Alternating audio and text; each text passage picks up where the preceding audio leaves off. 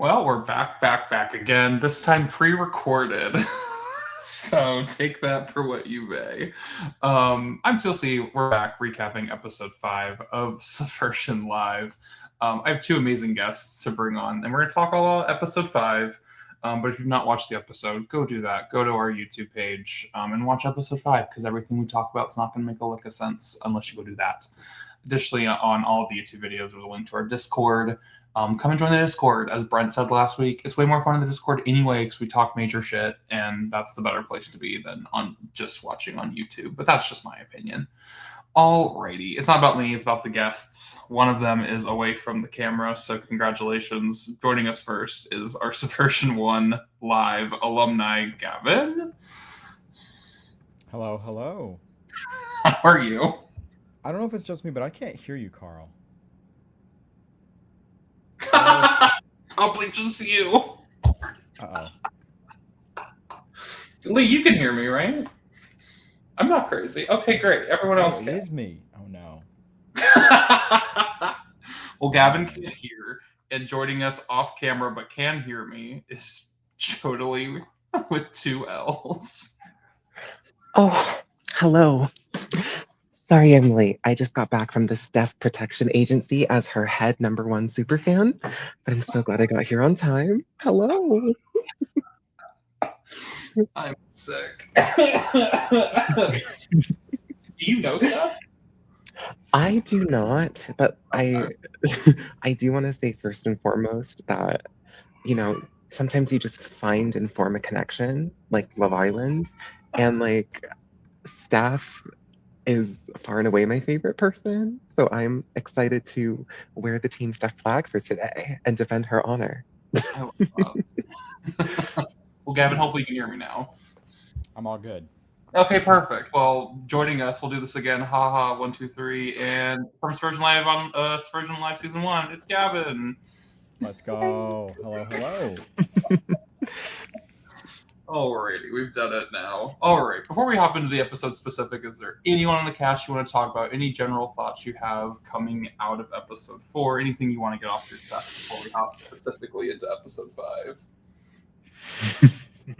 I mean, I just have to say that this has been, so far, this is like a super entertaining group of people. Like, they, as a whole, are really fun, but also as standalone people. And when they pair up in these missions, their personalities are really coming through. So just as a general note, this season has been so much fun to watch. But it's also been hard to try to figure out, like, who of these people, like, is maybe playing up their personality a little bit to, like, potentially, shield themselves from being suspected. I don't know. Yeah. I guess I will say my general note that I've noticed about this season in comparison to the other two, I feel like the gameplay on the strategic front has been a little bit more divided. Even at the beginning of the episode with comments of like Emily saying, "Oh, I'm going to specifically go after Sterling and Michaela," and then Liz making a comment about like, "Oh, this is like the clique that's over here." In comparison to the other seasons, I feel like it was a little bit more communal. This one feels a little bit more side by side so far, and I'm excited to see that play out. I mean, season 1 had a bit of a side by side, but it didn't really form until a lot later. Everyone against Terry. This season, very much like people liked who they liked early on and didn't like who they didn't like early on, and it was very clear kind of where the lines were with certain people being like, I mean, you can tell Julia does not give a fuck for Ben. I mean, I think that's evidently clear at this point. I think Alex has also expressed that he is not super fond of Ben in this game. So there's certain things you can kind of see in those lines then start to form, because there are people who are working with Ben. I mean, Jabbar is working with Ben. Liz is working with Ben. So like those people innately then find themselves then discounted by the people who don't want to work with Ben. So it's like it becomes a trickle effect. But yeah, this is a very early cast where people kind of found who they liked and avoided the people they didn't like. And that's, valid. You're allowed. Also, I do want to highlight, I just like, we can parse into them later, but I do think it's I do think it's I am really excited by the fact that all three people who this is their first live game have made it past the first day of eliminations. I think that's incredible. Because it's Ben, Liz, Sammy. Ben, Liz, and Sammy have never done anything. Like, this is their first game, period. Or live game. I think this was Sterling's first live game, so R.I.P. Sterling. And potentially Ian's as well. So for Ian, Wow. So I'm just talking. But game period of Sammy, Liz, and Ben. This was all their like first time ever being in like the side of the community, and you know, God willing, like that's a scary thing to step into for your first time. Like most of us remember our first org, like that was kind of scary, and they're over here flying to Arizona and meeting complete freaking strangers for 5 days. Like that's far scarier. So, but yes, to that front, like very happy that they all have at least surpassed. Because at this point, this is the end of day 2 on this episode. So all 3 of them make it through the first 2 days. So they still have 3 more days to make it through. But overall, I mean, strong showing nonetheless for all 3 of them. Any other thoughts before we hop right into high or low? Fabulous. We'll hop right on. All right, high or low. We love a party game. We won't lie. I mean, this is like 18 different combinations of party games, honestly. But basically, there are 3 roles in each round. So there's one director that's elected by the group. There are 2 artists, and then there are 9 number liners. So there's a prompt given in the round, and everyone knows the prompt except the director. The artists each draw a representation of the prompt on their canvas, and each number liner is given the prompt along with a number from 1 to 100. And they should answer the prompt based on their assigned number, where 1 is a terrible answer to the prompt, and 100 is an amazing answer to the prompt. One by one, the director will choose which number liner they want to reveal their prompt, and then that number liner will try to assess themselves and put themselves where they believe they line up in the lineup based off of their personal number, as well as assessing everyone else's prompts. After everyone has lined up where they believe that they fall in the number line, the director will get to see one of the renderings of an artist of their choice to better understand the prompt, and then they'll remove one person from the timeline who they think maybe is going to fuck it up, and then they'll assess the timeline either low to high or high to low, and they earn $3 for every consecutive person that is correct in the timeline. So we'll keep going down the timeline until someone breaks it by having a number that doesn't fall in the correct order. So that's basically high or low in a 2-minute nutshell. So we'll hop into round 1. So round 1 is the dad joke round, which was probably one of my favorites. Liz is the director. The artists are Taylor and Colby. So Liz gets to see Colby's drawing. And Liz correctly deduces the prompt that it's a dad joke competition. And basically removes Ben from the lineup because Ben is a troublemaker. And I mean, honestly, I was shocked that they all didn't just remove Ben every round, because Ben has, I mean, if you've watched the first 4 episodes, Ben has been a troublemaker and has taken plenty of money out of the pot by just being a turd, for lack of a better term. So Liz removes Ben for just no reason other than it's Ben. And ultimately, they earn $9 because the timeline goes Jabbar, Sammy, Alex, and then Julia inevitably breaks the chain by having a number that doesn't fit the timeline. Ultimately, though, I think the biggest sus from this round is on Alex, who had a 37 out of 100, but put himself quite high on the spectrum. So he put himself closer to the higher end, which then ends up breaking the chain. But any thoughts on the funniness of the dad jokes? Anything you noted in round 1? For the sorry. Go ahead, Jodilly. Okay, see, this is why it's so good for editing things out. For the thing with Ben being potentially suspicious so he could get removed just off the bat.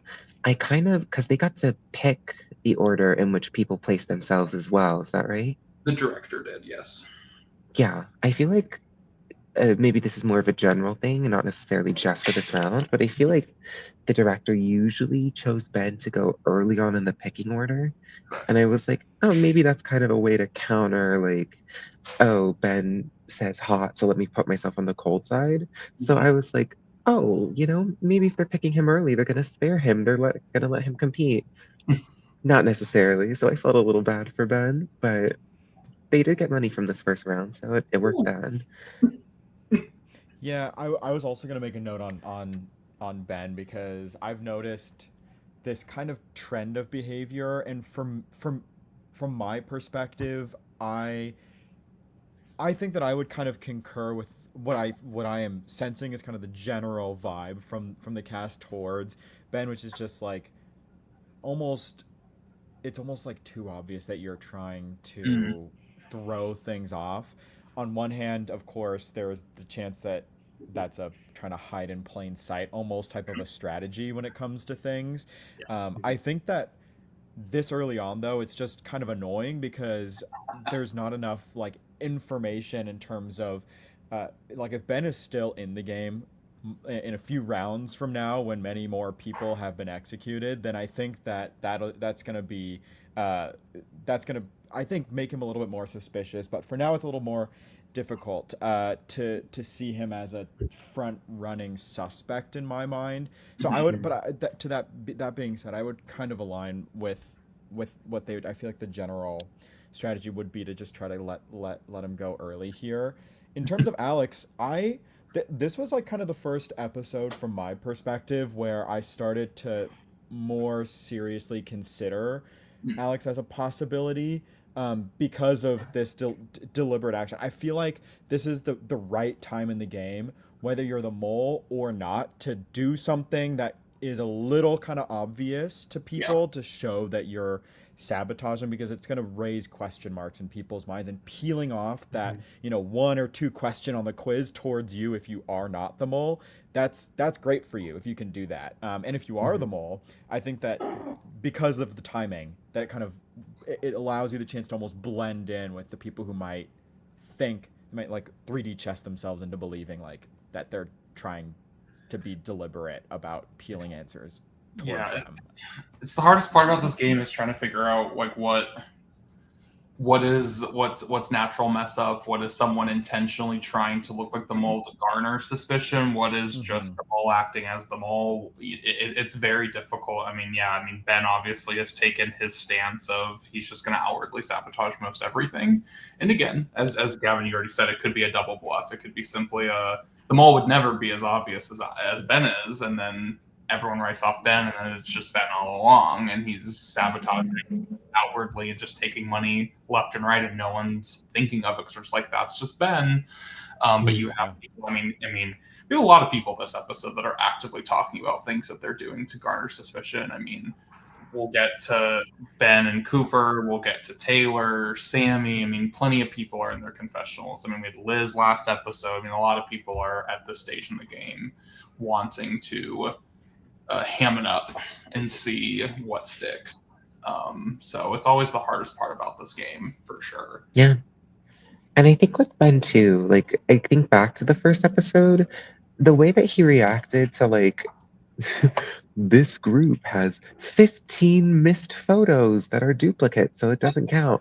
And like the silence in the room and Michaela turning and saying, so what was that? Like the way that Ben responded to it, I did genuinely think like he seemed like, oh no, like he seemed frightened, But I think I'm kind of under the headcanon now that like Ben is like, oh my god, everyone's jumping me. I'm doing so bad for the wait, everyone's jumping me. Everyone's thinking I'm the I think he's like grown into it, is kind of my take, Oh, for sure. I mean, he's leaning into it at this point. At this point in the game, at this point, like why not? Like it's your MO at this point. I mean, we'll get to the other challenge as well, where multiple people actively talk about either not wanting to give Ben questions or Ben's round itself. But yeah, I mean, Ben becomes kind of a focal point of the game where it's kind of like, even if you think he's the mole or don't think he's the mole, we have to now operate around Ben to try and be successful. And like that in and of itself is, in Gavin's words, annoying. It can be very annoying to have to operate around a player. And if you don't think he's the mole, now you have to operate around him and someone else. Yeah. So it just is it's something to have to deal with. But we'll talk more about him when we get to round 3 of High or Low, because Julia has her confessional and her kind of like breakout annoyance at him also, like just after the challenge. But let's get to round 2. Round 2 is my favorite round. This is the 1,000 Ninjas. The prompt of, if you can have one fictional character to support you in your fight against 1,000 ninjas, who are you picking? The director is Emily, who once again correctly deduces the prompt. The artists are Jabbar and Julia, where Julia is chosen, so Jabbar's artwork is thrown out the window. We don't even look at it. So Emily deduces the prompt and removes Sammy from the list, which again, I will always side-eye anyone. We know Emily isn't the mole, but I was always side-eyeing every time they removed anyone but Ben, because I'm just like, oh, okay. Interesting choice. And ultimately, the list goes quite well. Goes Alex, Cooper, Liz, Ben, and then breaks at Stephanie. So they won $12. But ultimately, I think they could have had a perfect line had Ben and Stephanie been switched. But again, or had Ben been removed. But another instance of Ben finding himself in a slightly incorrect spot, and it ends up throwing the entire chain off, whichever way, like had Emily chosen to go the other direction, because she went high to low, had she gone low to high, because Ben is smack dab in the middle and is breaking the chain on both sides, like he basically inhibited how much money could be won by being where he was in the wrong spot. So once again, Ben finding a way to lose a good amount of money. But any thoughts on round 2, our 1,000 ninjas? We get some really funny answers here. I did, because hi, let's do that again.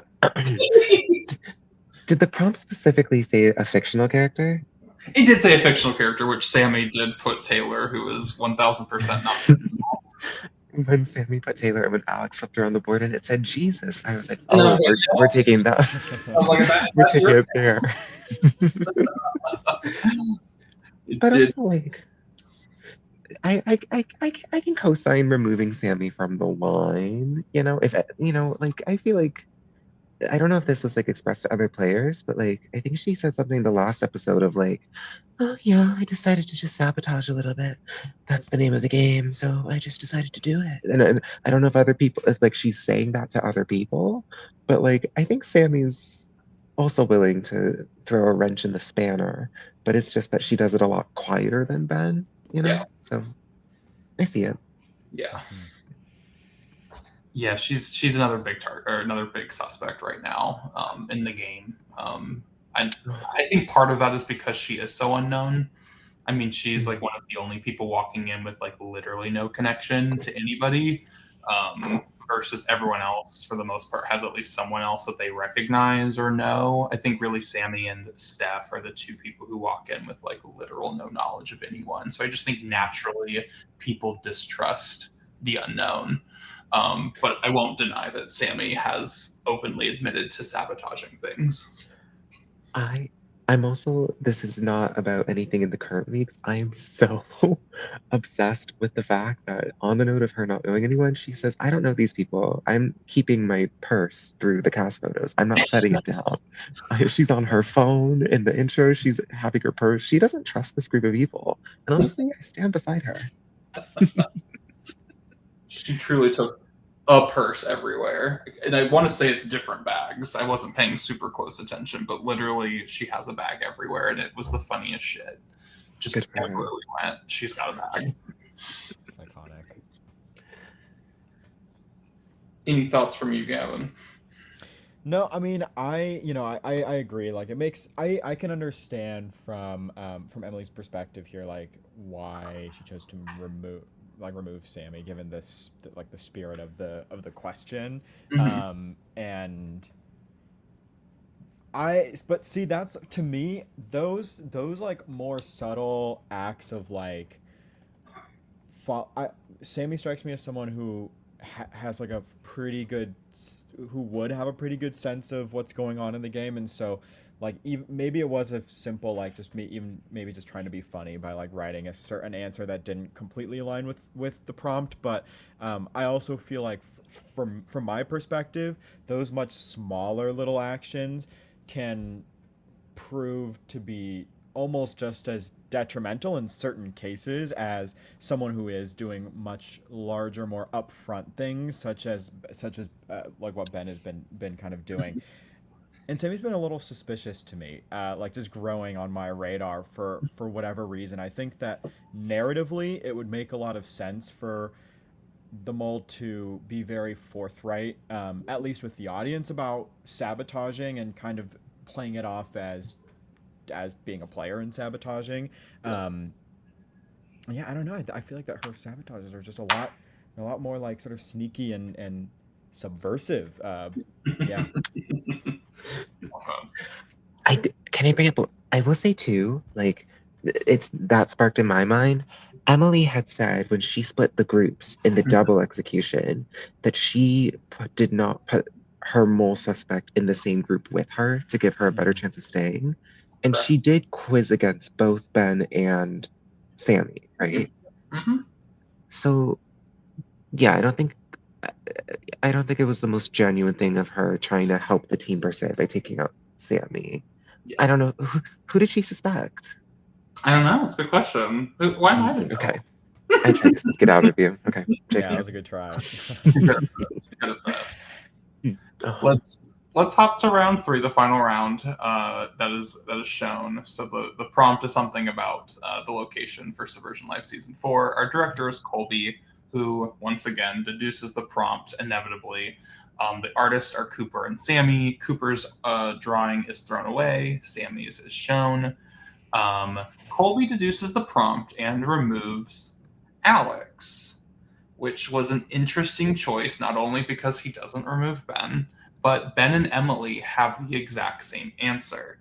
So that makes it harder to discern who is lower or higher than one another when you have the exact same answer. The idea is that everyone has unique answers, and then you're able to kind of be like, all right, does this timeline look correct, left to right or right to left?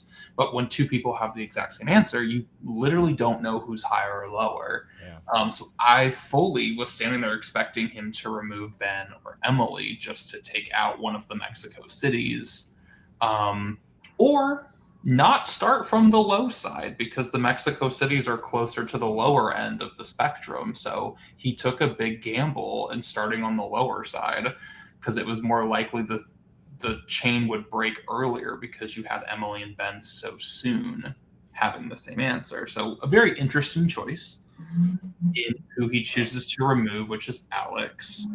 And ultimately, it doesn't pay off because the chain ends pretty quickly. It breaks after Taylor, Stephanie, and it breaks at Emily. So they only won $6 on that one. So a very quick end to the chain. But after the chain ends, Ben decides to reveal his number because why not? And reveals that he had the number 84. And Emily had the number 15, and they had the exact same answer to the prompt, which then sparked obviously a big response from Julia, who was like literally you're just trying to decoy so publicly all the time, and it's annoying. Any thoughts on Colby's decisions, Ben's reveal, Julia's confessional after the challenge? Kind of thoughts overall there. what's so bad about Mexico City? Like I have a concept of Mexico City, but I was like, wow, we really don't like Mexico City here. Polarizing. Yeah.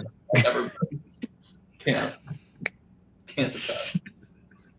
Yeah, I mean, but they were also like I don't that like the odds of that feel like that's one of those weird situations where I like genuinely just I don't even know what to make of it because it's like I don't Mhm.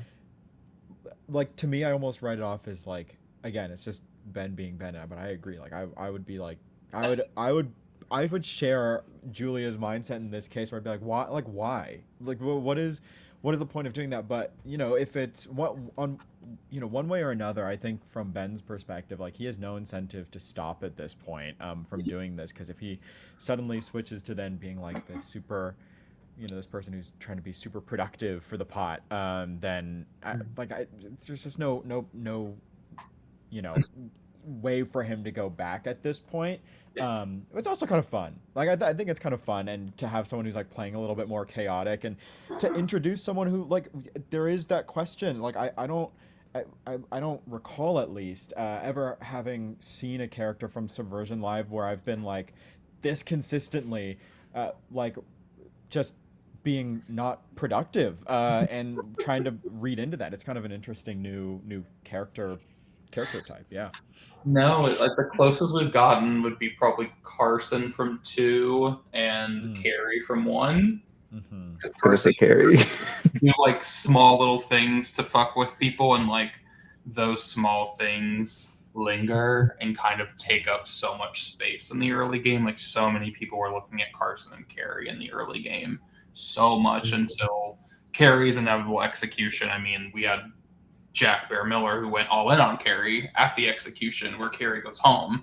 So I mean, Carrie fully had people looking at her. Carson sent many people to their graves early on. So like we've seen close to it, but Carson and Carrie knew how to kind of like ebb and flow. They had their moments of big sabotage and then kind of like took it back. Ben is just balls to the wall every mission, just saying "fuck it, I don't care," and I think it's fun. What can I say? I love an archetype of just like I'm just gonna piss people off and I'm gonna have people thinking I'm the mole. If I am the mole or I'm not the mole, I don't care. I just think it's fun. Why not? Yeah. Like I don't know. I love an antagonist though. Like it's also why I love Sammy so much. Sammy has in many episodes openly admitted to just trolling people. And like I just find that so funny. And I live for that kind of behavior, but might just be me. See, maybe I'm recognizing maybe this is not like the target audience to say this in because like, you know, I choose to believe in maybe I have this bias towards someone who's like doing this for their first game for the entire first time. But I remember just feeling so bad that like Emily broke the chain and here we are yelling at Ben. I was like, I don't know, like I got the sympathy pangs. I was like, this poor man in a toga and no clothes is just like, it's like I mean, I don't know, maybe I don't know. People can make genuine mistakes, but I guess that's the question is if he's being genuine, you know? I Yeah, think but then it's also like you use up all of your leeway, you know, by Sure.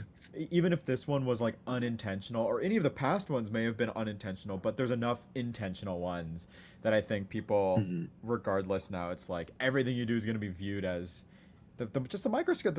There's not even a need for a microscope to be put on you, really. Like it's just plain You for could just everyone see to it. see, so everyone's eyes will just be on you. Yeah. yup. Yeah. Yeah.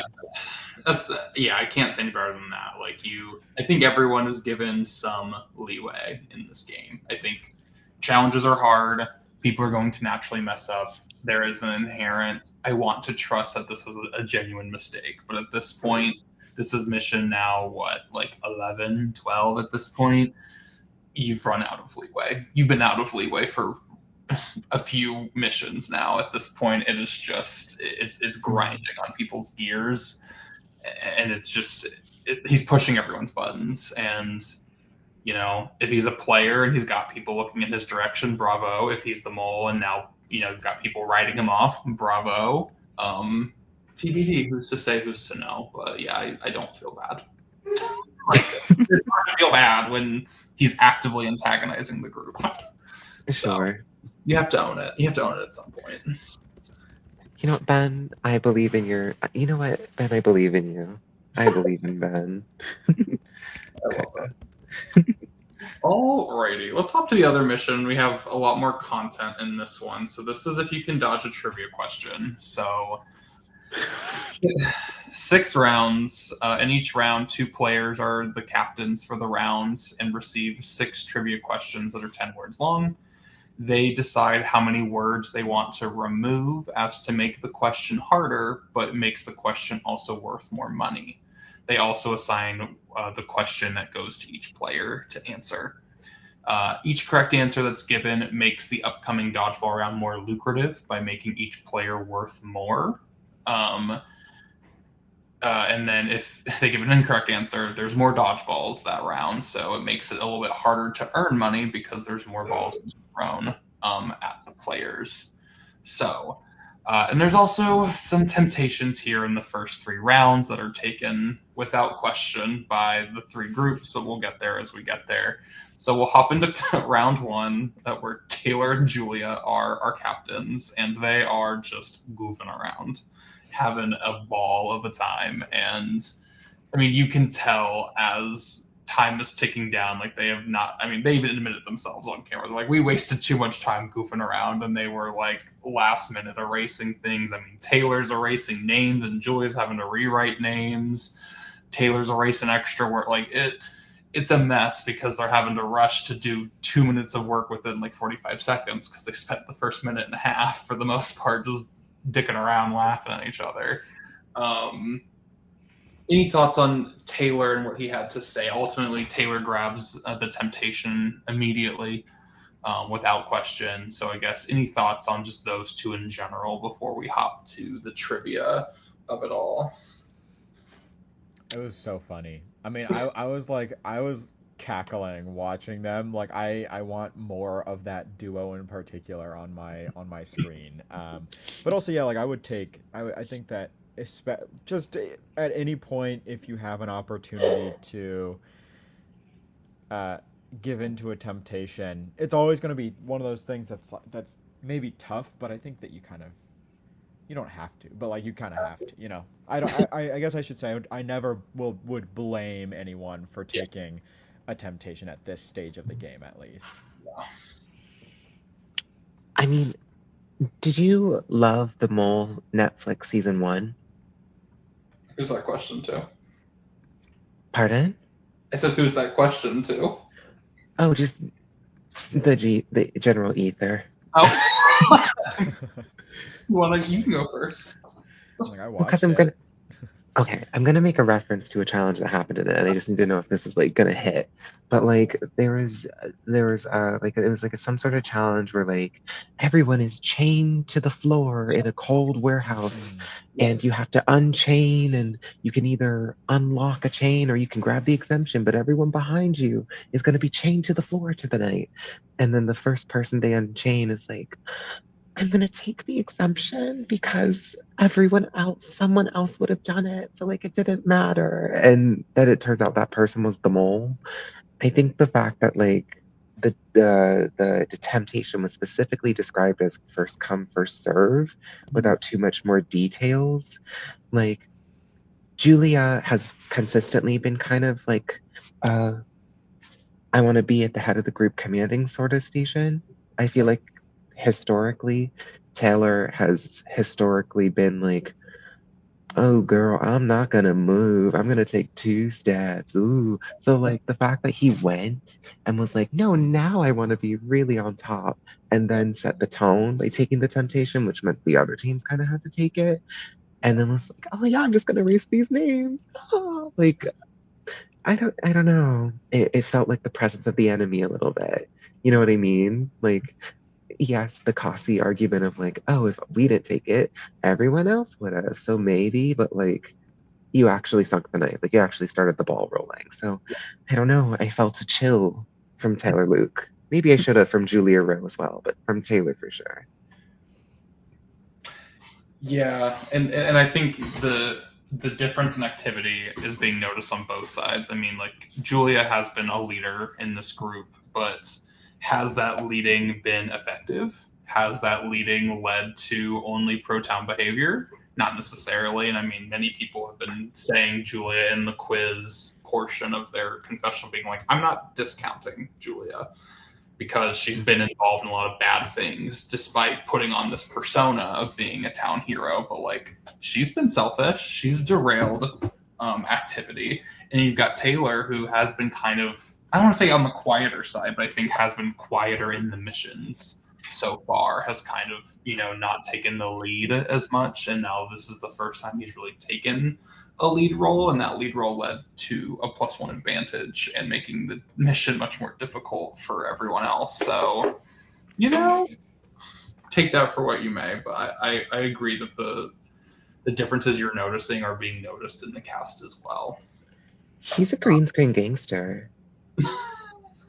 He is. He has so many reads on people in the chair, and I feel like he presents very friendly, and I don't think the other people like see him, but like he's very observant, perceptive, sharp. That's my take. But as much as I give Julia and Taylor some sus for goofing around for as much as they did, overall, I mean, they were probably one of the more effective captains. Overall, the round was worth $6.50 because Colby, Ben, Alex, and Cooper all got their questions correct. So a high worth round. But there was a good amount of dodgeballs being thrown. So the players always get 10 no matter what. And then they got an additional 12 thanks to Emily and Steph both missing their questions. Obviously, we know Emily's not the mole, but Steph missed a question about Cher having number ones in all 7 decades. So that made it 22 balls. And then they took the temptation that got them both +1s, which then doubled all the dodgeballs, which made it 44. So, while it was a nice high round, it was one of the higher difficulties of the night. And it ultimately only led to 5 people making it out alive out of 12. Only Alex, Ben, Colby, Cooper, and Stephanie remained. So, a little bit of give and take. Some positive behavior, but also some really sus behavior. Can I say as well for the dodgeball throwers in particular? Well, first of all, we'll say that towards the end. But for the dodgeball throwers in particular, we should have known after that basketball challenge, Michaela, girl, it's okay. It's all right, Michaela. Like she would throw the ball, it would roll on the floor, and people would be like, I got Michaela's boss. It's like, it's okay, Michaela. It's fine. And on the other hand, oh my God, Ian tried to kill people. Like Ian was aggro. I was shocked. Ian was out for blood. And was trying to not only eliminate people, he was trying to give people concussions. He was kind of that way in the bingo challenge too. Like he resents the group. He definitely another antagonist who is antagonizing just to antagonize. And again, I love antagonists. So when you're eliminated, you don't need to have a social game, True. True. Who cares? Who cares at that point? Well, let's hop to round 2, which is the moment of the episode. It's been a theme this season of people not understanding the rules. TBD if that's, legitimate not understanding the rules, if it's people pretending they don't to look like the mole when they're a player, or it's the mole capitalizing. But Ben and Cooper assign no one any questions. So they spend most of their time erasing words. Well, actually, they spend the first 30 seconds discussing the temptation and then finally start erasing some words. And they don't even do that well because they're talking about keeping dumb words like is and that and during. Like, eliminate those words. Eliminate the filler words. Like, you only need the keywords. And ultimately, they end up assigning no questions to anyone. So the round is pretty much null and void because they can't. It's not worth any money, so we're not going to play dodgeball. No point. But they earned 2 +1s out of it, 1 for each of them because they did take the temptation, but ultimately the temptation didn't matter because they didn't play a game of dodgeball. But a very bad round for Ben and Cooper. Real bad. Any thoughts? Is it true sabotage? Is it just decoy? I mean, Ben's part of this group, so take that with whatever you may. Yeah, I don't know that. See, this is one of those ones that's like it is so obvious and upfront. It to me read as a genuine error.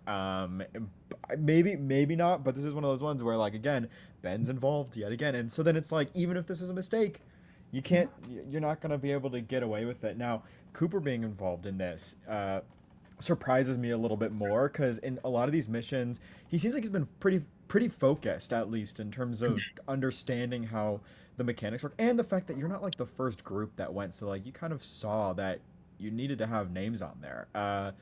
Maybe you forgot during like the like between the dodgeball round or whatever, but I don't know. It's to me it reads as a mistake, but it very well could be intentional.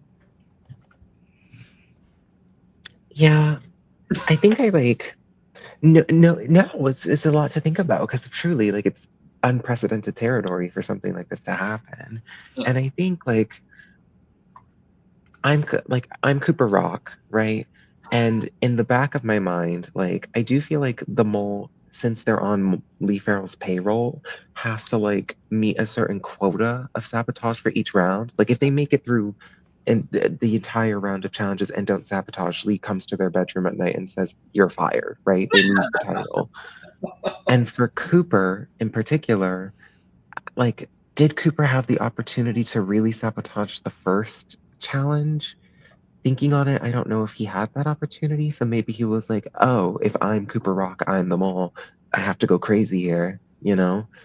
If Ben has had multiple opportunities to move the group over, so like it's not so much of a concern with that, but like with Cooper, if Cooper is the mole, I can kind of see this as like a this is literally like my last chance to sabotage the group and go ham for it. So I feel like it makes sense in that context, but I agree with Gavin. Cooper, I feel like, has been one of the more like consistent money makers. So like, I don't know.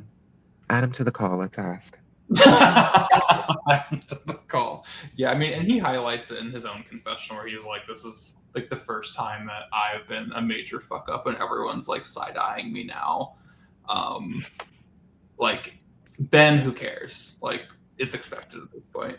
But yeah, I mean, this is the first time now Cooper is having to like face the wrath of the group of what the fuck was that about.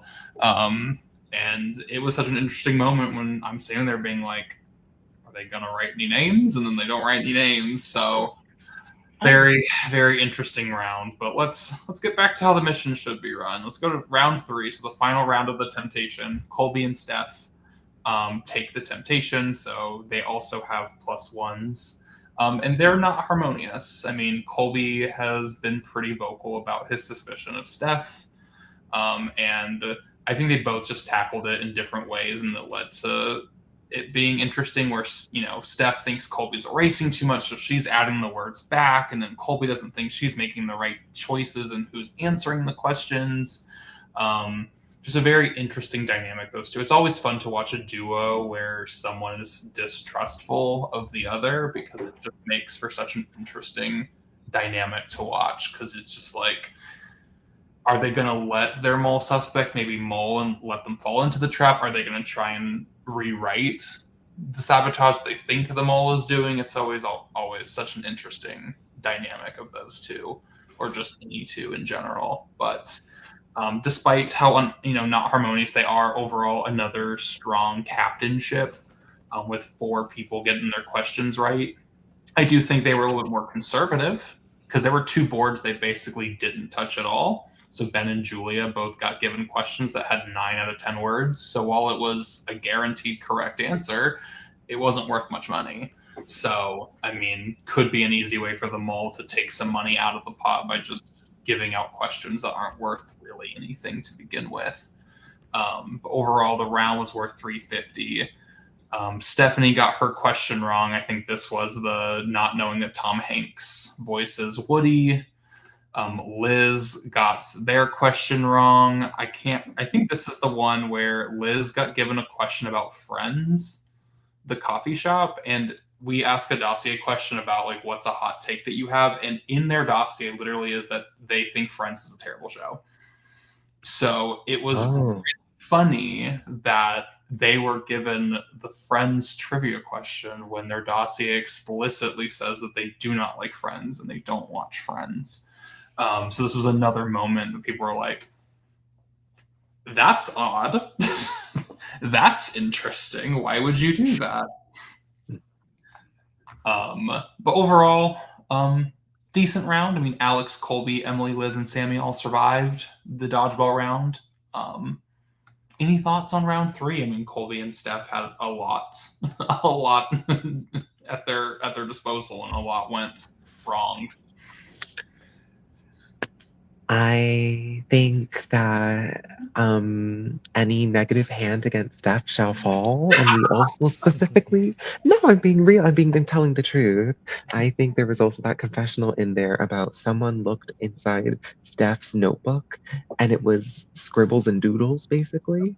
If it was a dossier information thing, I don't expect Steph to have that memorized based off of her notes. I think that's more of a Cooper, more of a Colby thing.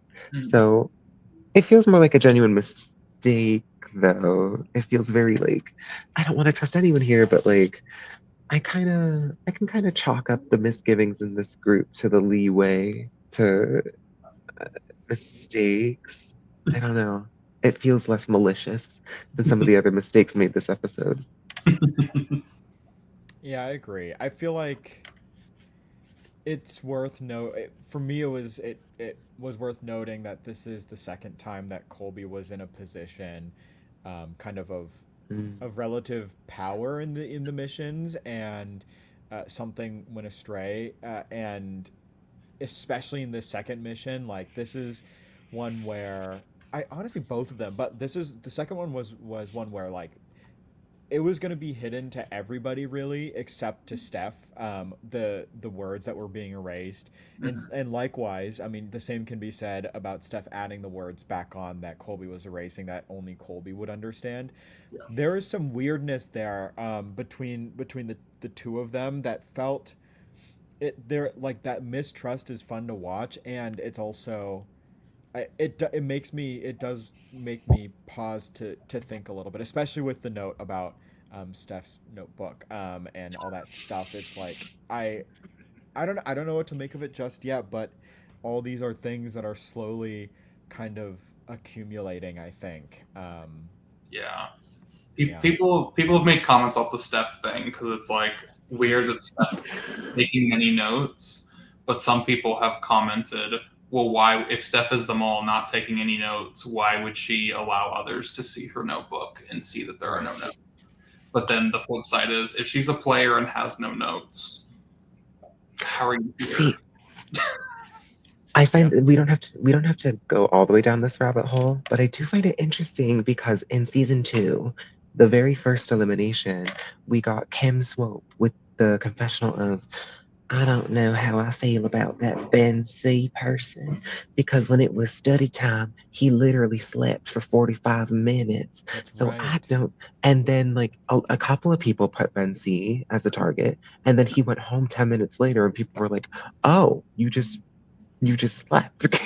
And I think I find that so interesting that like how someone publicly preps weighs so much on a player's mind, which maybe like Gavin you can speak to if like because you've actually like played, but like is how someone like preps like something that like actually do you think how would a player expect the mole to prep publicly? I think is my question.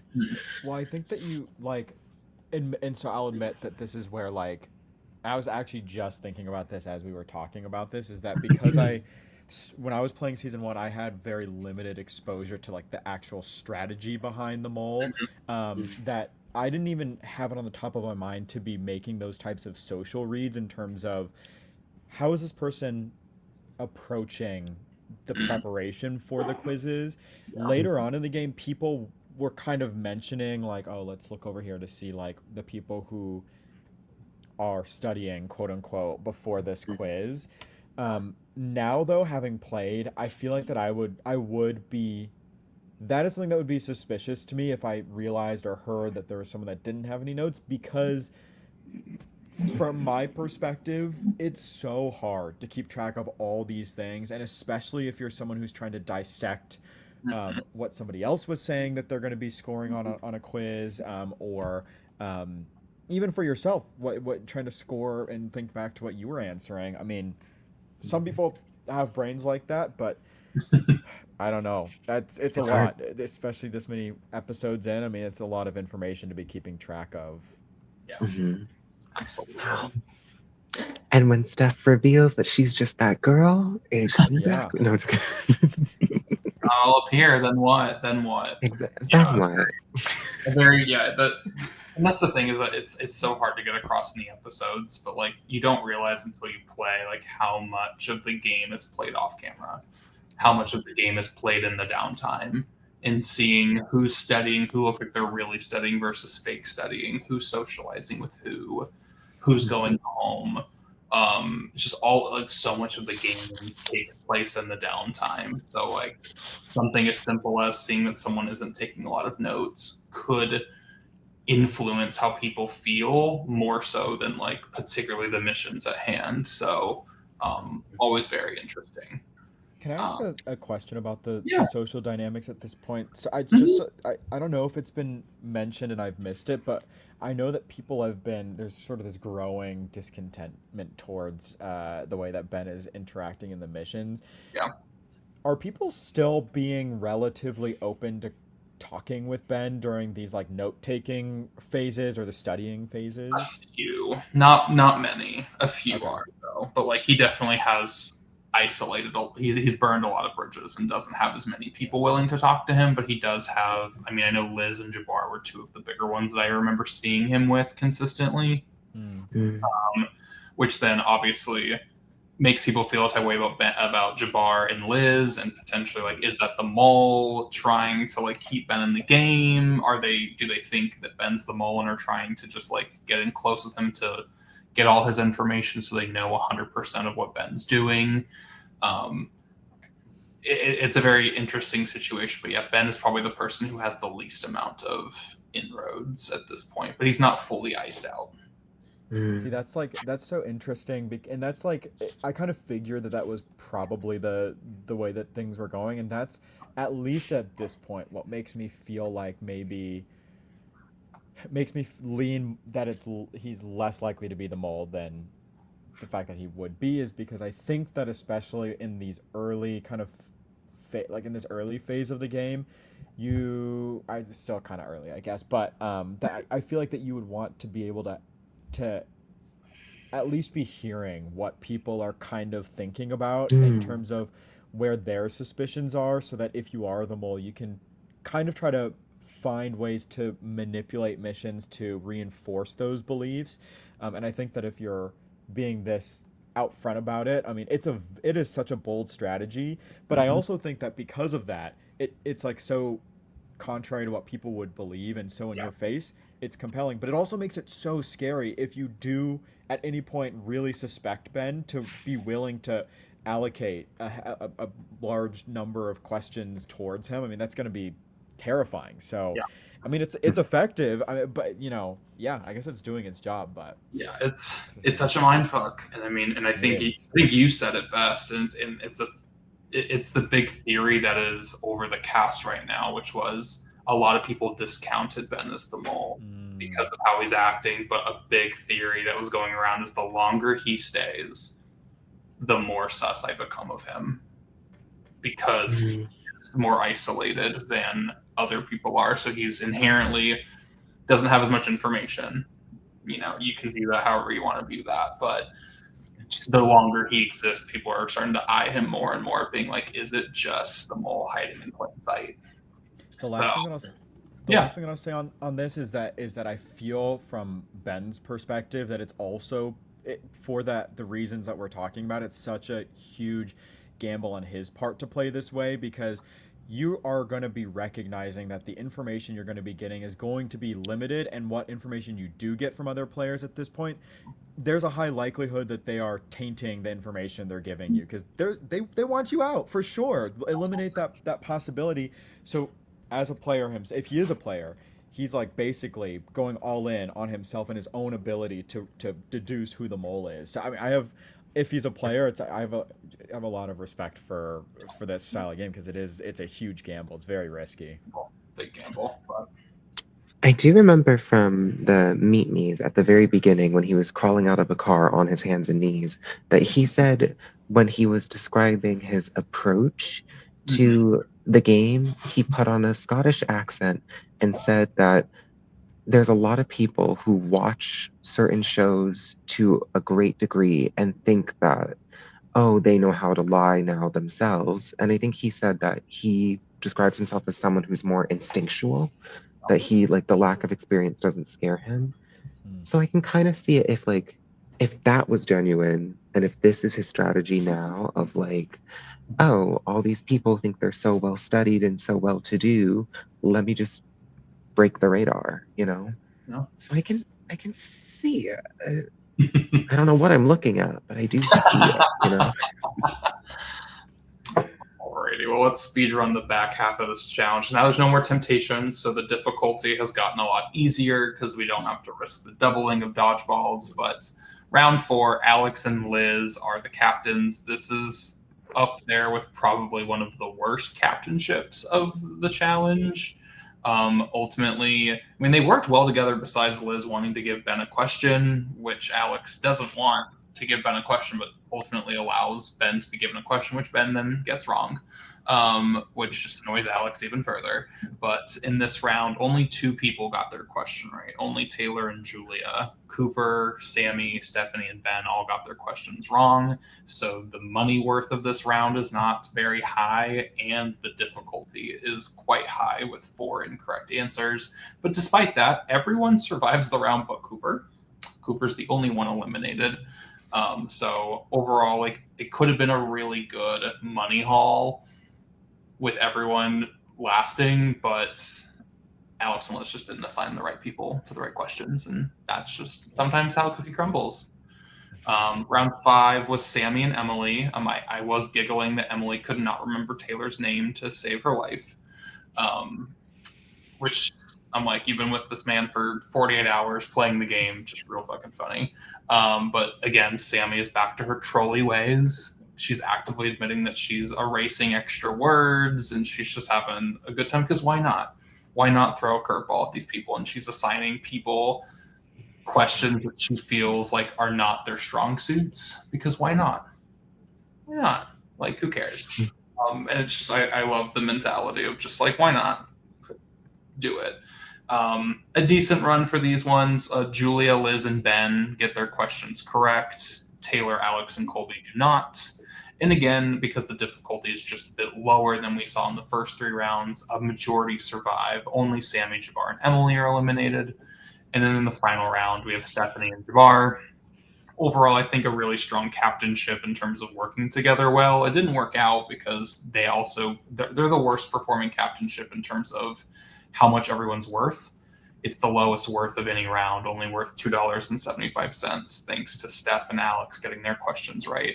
But overall, Cooper, Liz, Colby, and Ben all got their questions wrong, so they just didn't assign the right questions. And then, despite a low difficulty, because they were pretty conservative in their question making, so Cooper only gave 5 balls, Liz 4 balls, Colby 3 balls, Ben 4 balls, on top of the 10 that they're given. So overall, like, not a terrible difficulty. 6 people were still eliminated. Ben, Cooper, Jabbar, Julia, Steph, and Stephanie were all still eliminated. So not a super strong round to end us out on. But any thoughts on the last 3 rounds? Anything that really was of note to y'all? I have general comments. Alex is surprisingly bendy. Did Stephanie? No, like the way that they would throw a ball and they would No, I got you. like Alex is very long-limbed. Did Stephanie get any trivia questions right? I don't think she did. I'll scroll through, but I don't think she did. She tried it. That's okay. Did Jabbar get eliminated in like every round of dodgeball? He was eliminated in round 1, round 3. He survived round 4. Only Cooper was out in round 4. But yeah, he was out every round except for round 4. He tried it. Okay. And also justice justice for justice for Ben. When they gave Ben that one question, Alex's team of um movie life chocolate, Yes. when Ben said Willy Wonka, I was like, I think I would have guessed that too. Forrest Gump is not really in my age group. So like I don't know. I didn't hate it. And slash, I do think that the mole who has to create a fake person that they're answering on benefits from the group en masse saying this one or two people is definitely the mole. We hate them. So the mole could be pushing up bad press on multiple people. So Yeah, I thought that was absolutely. interesting too. Absolutely. Mm.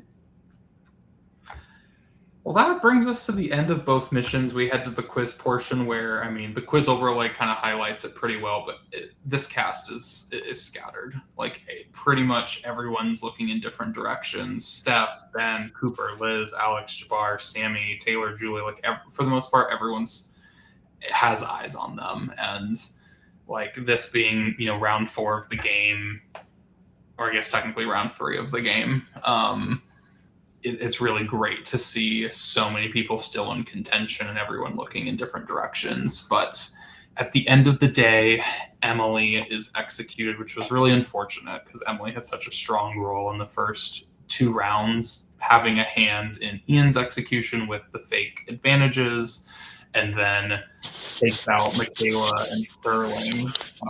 So it's unfortunate to see her leave here because she had such a mark in the first couple rounds, but unfortunately, she just didn't know who the mole was and goes home.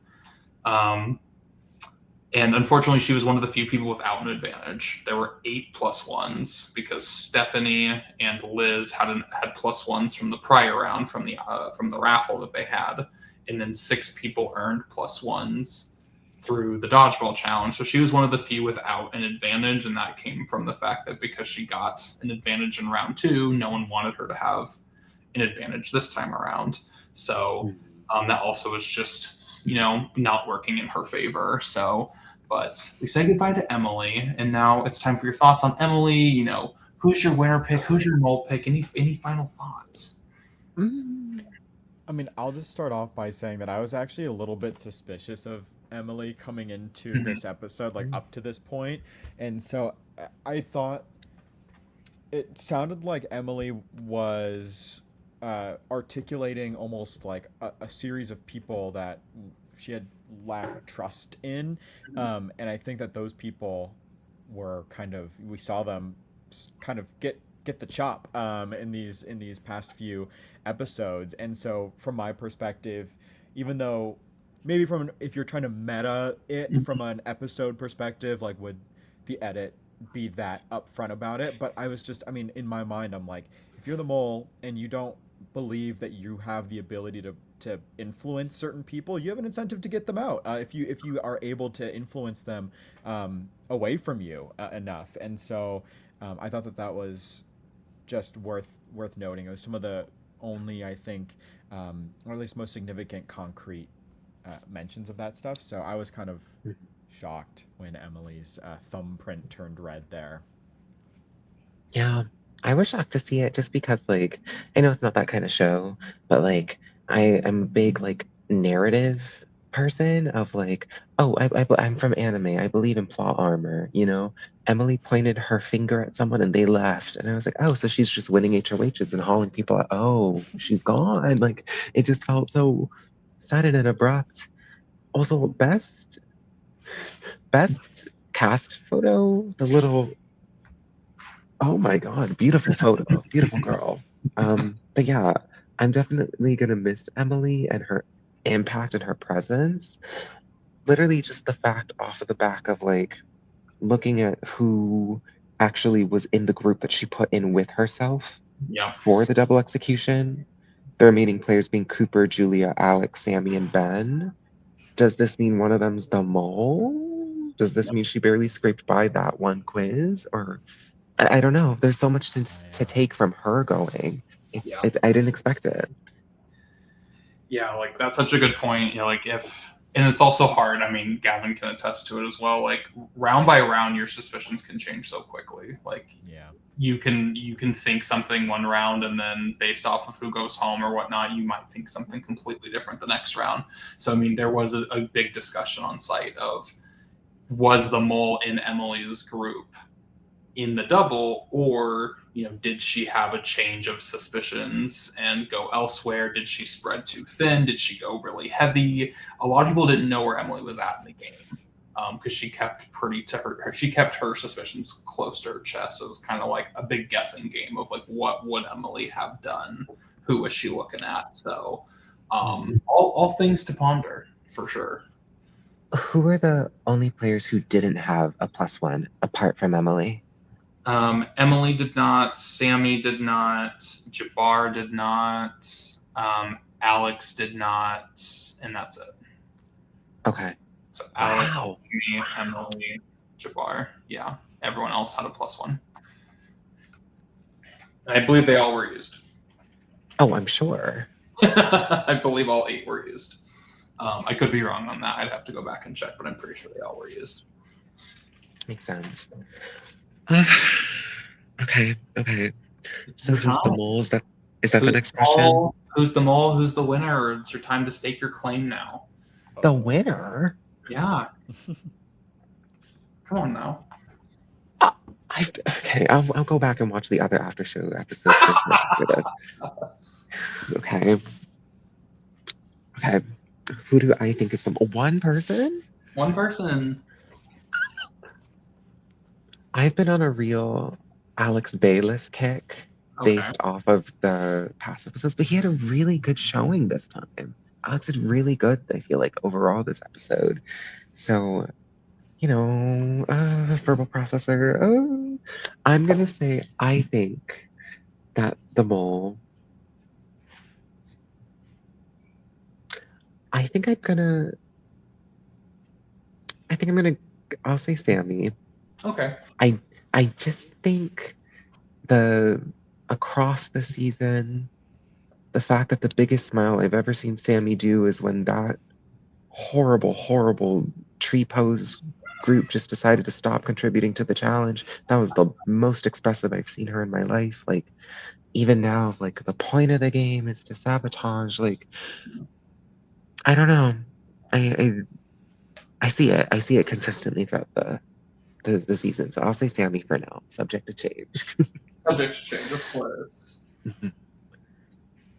I don't know.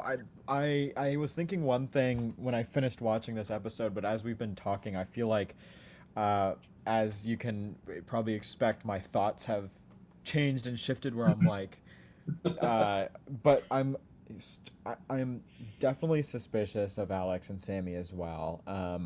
I think though, for thinking about people who are coming in with less connections but seem to have integrated themselves, I think that they all have integrated themselves very well, but you might not like this, Jodilly. I think that Steph might be. I'm just gonna say it. I think Steph's the mole. Well, this is good though, because that means that Steph's gonna be on our screen for the rest of the series. Yeah, there you go. Our season. There's the prize. Go ahead. Sorry, I will say famously, because I'm a very nosy fan, the first episode of season 1 of Subversion, I went to my good friend Matthew Shedd and I said, all these people are going to doubt you because you're emotional, but I know that you're not the mole. And he was, which was very embarrassing for me. And then season 2, when Sarah took a glass of water and splashed it in Carson's face, I went to my good friend Jabbar and I said, she's such a real woman that all of these other people can doubt her. She's not going to be fake. And then she was the mole. So I have a horrible track record. But like Steph is the one. Steph would not do this to me. I don't know. I feel it. But alas. That makes me feel better about my pick. Either way, I do hope Steph's one of another person who's been very entertaining and fun to watch. Either way, mole or not, I hope that Steph's on our screens for a while. If I'm choosing a winner, This is a little bit more difficult, honestly, than choosing a mole for some reason. Um, in terms of people who I feel like have a pretty good sense of what's going on, I feel like I could see. I feel like I could see Julia doing very well in the rest of this season. I feel like she has a lot of good connections, and as the numbers start to dwindle, if she can just eke by the next few rounds, I think that she's going to be in a very good spot to be able to pull in these little bits of info and put them together to come up with a mole suspect that's going to be correct. Mm. Okay. Genuinely never even thought about this. Who's who's gonna win? I mean, going based off of the first two seasons between Anthony and Ethan, definitely a lot of differences between the two of them. But I think the one prevalent thing that really unlocked the box for both of them, kind of the opposite of what Ben's doing. I feel like socially there was always a reason to continue telling both of them information for different reasons. But if I'm looking at this cast, taking out the people that I suspect who could stay in the inn. You know what? Who do I think is gonna be a winner?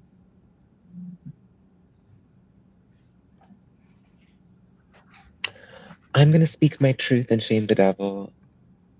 I'm gonna say, actually, I'm not gonna be surprised if Cooper would be the winner.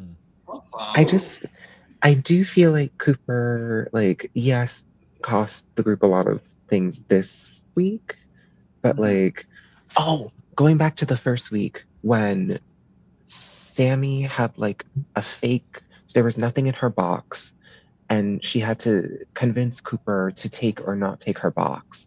And she was acting sus on purpose to troll. Cooper takes her box, and Sammy ends up with the +1 from Colby.